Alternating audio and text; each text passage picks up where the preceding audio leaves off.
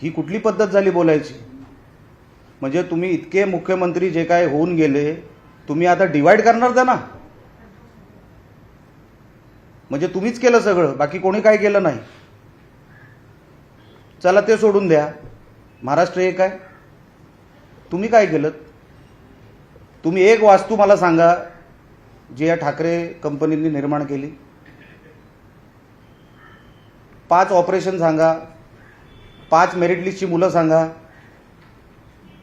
मुंबईकर आम्ही नाही का मुंबईकर? माझा जन्म मुंबईचा, मी आमदार म्हणून ग्रामीण भागातला, म्हणजे काय मुंबई माझी नाही?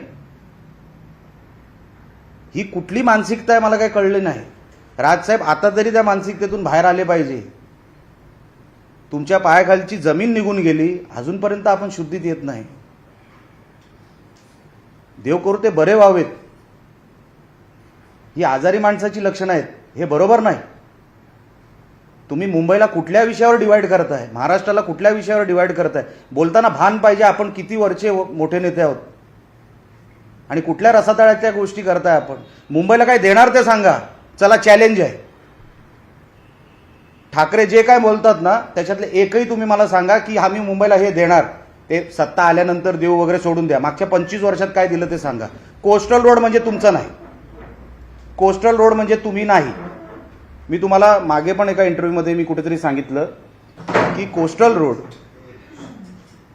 जो झाला जेव्हा फडणवीस साहेब मुख्यमंत्री होते त्या काळामध्ये तो कोस्टल रोड झाला.